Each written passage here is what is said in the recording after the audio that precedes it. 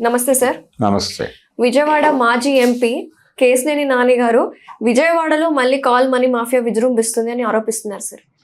అయితే ఒక మహిళ 5 కోట్లు అప్పు తీసుకున్నా సరే 21 కోట్లు చెల్లించినా ఇంకా ఆవిడ మీద దాడి చేస్తున్నారు.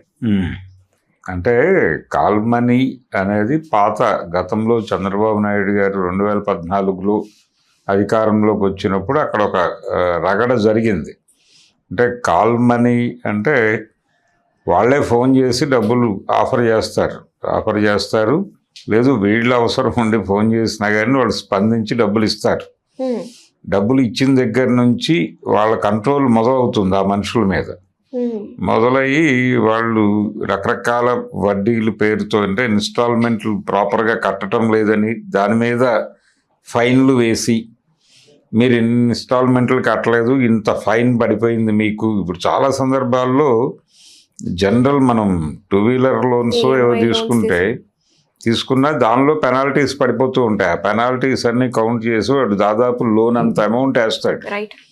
ఈ లోన్ అంత అమౌంట్ వీళ్ళు ఏ ఇంటర్వెల్స్లో కడుతున్నారు అనేది వీళ్ళ లెక్క ప్రకారం వీళ్ళు 5 కోట్లు కట్టేస్తామనుకుంటారు. ఇప్పుడు ఆయన మెన్షన్ చేసిన కేసు అదే.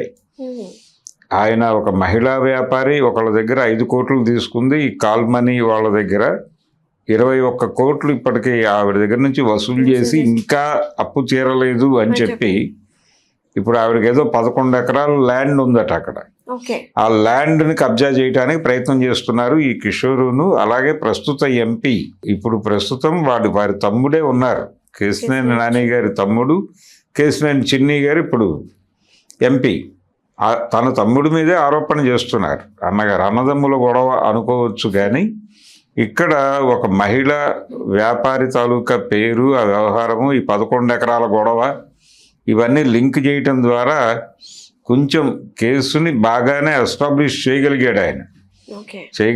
గట్టిగానే దాడి చేయడానికి ప్రయత్నం చేస్తున్నాడు. కాల్ మనీ నిర్వహణ కూడా వీళ్ళే చేస్తున్నారు అనేది ఆయన ఉద్దేశం. ఈ కిషోర్ అనే వ్యక్తి ఈ చిన్ని గారికి బాగా సన్నిహితుడు. తనే నడుపుతున్నాడు ఈ దందాని, ఈ వడ్డీ వ్యాపారం దందాని. వడ్డీ వ్యాపారమే కాల్ మనీ అంటే మరేమీ కాదు. కాకపోతే ఫోన్ చేసి అప్పులు కావాలా అని అడగటం. జనరల్గా మనకు కూడా అనేక ఫోన్ కాల్స్ వస్తూ ఉంటాయి, లోన్ కావాలా అని. అలా ఎవరో కనెక్ట్ అవుతారు. కనెక్ట్ అయిన వాళ్ళని వాళ్ళ ఇదేమిటి, వాళ్ళ కథ ఏంటి, వాళ్ళ దగ్గర ఉన్నటువంటి డాక్యుమెంట్స్ ఏమిటి, వాళ్ళ ప్రాపర్టీస్ ఏంటి, వాళ్ళ ఫైనాన్షియల్ స్టేటస్ ఏమిటి, ఇవన్నీ క్యాలిక్యులేట్ చేసి వాళ్ళకి ఏదో లోన్ ఇచ్చి పట్టుకుంటారు ఇక అక్కడి నుంచి. ఆ రోజుల్లో కాల్ మనీ అంటే జనరల్గా మిడిల్ క్లాస్ వాళ్ళకి డబ్బులు ఇచ్చినప్పుడు వాళ్ళు రిఫండ్ అంటే రిటర్న్ చేయటము, టైమ్లీ ఇన్స్టాల్మెంట్స్ పే చేయకపోయినా వాళ్ళ మీద ఒత్తిడి పెంచి వాళ్ళతో రకరకాల పనులు చేయించి కూడా డబ్బులు లాక్కున్న పరిస్థితి ఉండింది ఆ రోజుల్లో. కాబట్టి అప్పుడు చంద్రబాబు నాయుడు గారు కాల్ మనీ వ్యవహారంలో నేను చాలా సీరియస్గా ఉన్నాను, ఎవరైనా ఇలాంటి సంస్థలు కానీ ఇలాంటి ప్రోగ్రామ్ చేస్తున్న వాళ్ళు కానీ వ్యక్తులుగా కానీ దొరికితే సీరియస్గా కేసులు పెట్టి లోపల వేసేయండి అని చెప్పాడు ఆయన. ఇప్పుడు నాని గారు అదే అడుగుతున్నాడు. అయ్యా మీరు అప్పుడు చాలా సీరియస్గా వ్యవహరించారండి చంద్రబాబు గారు,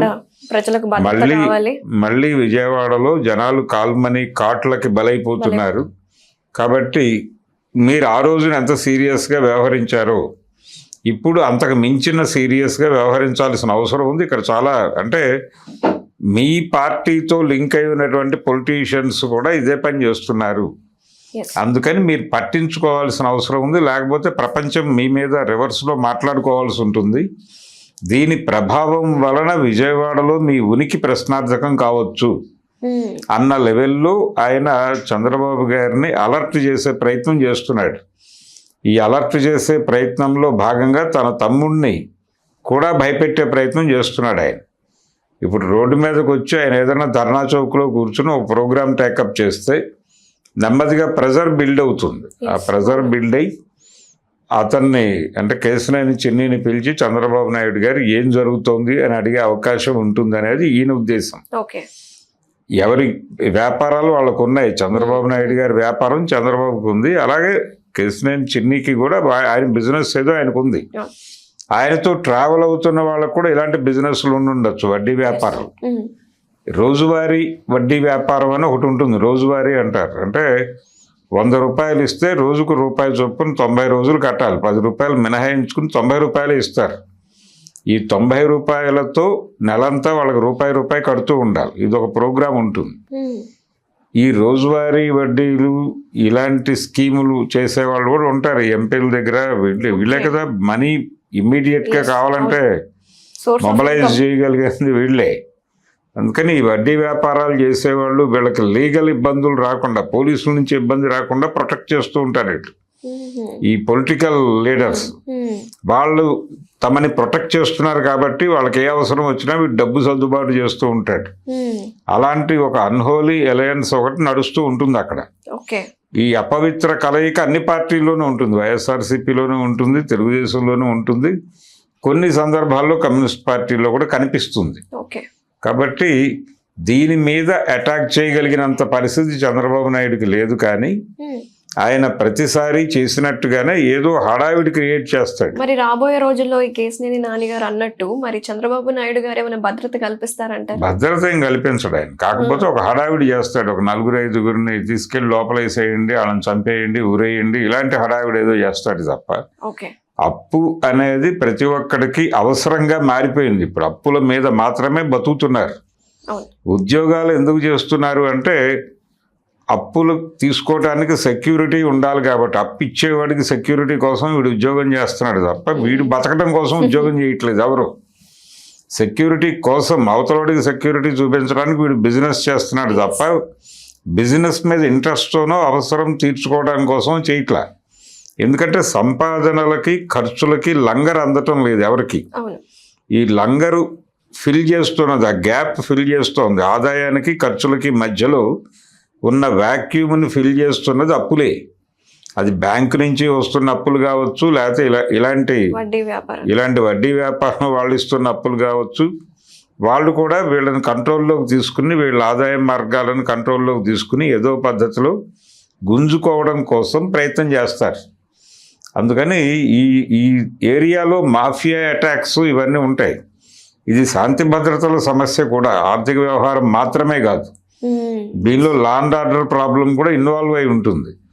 వీళ్ళ టార్చర్ తట్టుకోలేక ఆత్మహత్యలైనా చేసుకుంటారు. లేదు ఇలా లాభం లేదు వీళ్ళని అడ్డు తొలగించుకుందాం అనుకుంటే హత్యలు కూడా చేస్తారు. ఆత్మహత్యలకి హత్యలకి కూడా ఇది కారణం అవుతుంది. అందుకని దీన్ని ఏదో కేసినేని నాని గారు చెప్పారనో లేకపోతే మరొకళ్ళు చెప్పారనో కాకుండా ఈ ప్రైవేట్ ఫైనాన్స్ ఇన్స్టిట్యూషన్స్, ఇండివిజువల్స్ వీళ్ళు పబ్లిక్ లైఫ్లో చేస్తున్న డిస్టర్బెన్స్ని కొంచెం బ్రాడ్గా అర్థం చేసుకుని వీళ్ళ మీద కేసులు పెట్టి కంట్రోల్ చేయాల్సిన అవసరం అయితే ఉంది. ఇప్పుడు ఆయన చెప్పాడు, ఒక కాగితం ఇచ్చాడు కాబట్టి ఆ కాగితం ఆధారంగానైనా పని చేయగలిగితే బాగుంటుంది అనేది హోప్. మరి చంద్రబాబు నాయుడు గారికి ఎన్నికలకు సపోర్ట్ చేసేది వీళ్ళే గబుక్కుని 4 మూటలు డబ్బులు తెచ్చి అక్కడ పంచాలంటే పంచేది వీళ్ళే. అందుకని ఉన్నట్టుండి వాళ్ళ మీద చర్యలు తీసుకుంటాడా అనేది డౌటే. అందుకని అక్కడ వరకు ఆ కిషోర్ అనేవాడి వరకు టార్గెట్ చేసి మాట్లాడుతున్నాడు. ఆయనకు కూడా విస్తృతంగా అందరు ప్రజలకి న్యాయం చేయాలనే కోరిక ఏం లేదు కేసినేని నానికి కూడా. అన్నదమ్ముల మధ్య గొడవ, వాళ్ళ గొడవని వీధిలో పెట్టేస్తే తమ్ముడు కంట్రోల్లోకి వస్తాడనేది ఆయన వ్యూహం. తమ్ముడు రాను పో, నేను మేనేజ్ చేసుకోగలను, I can handle with CM అంటే కనుక చేయగలిగింది ఏమీ లేదు.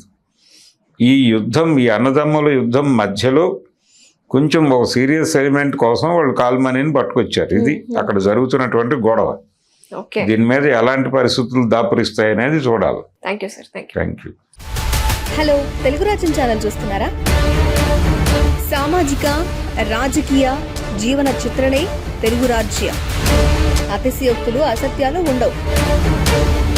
రాజకీయ కోణం కాదు, ప్రజా కోణమే కొలబద్ద. తెలుగు రాజ్యం వీక్షణ మీ ఉత్తమ అభిరుచికి నిదర్శనం.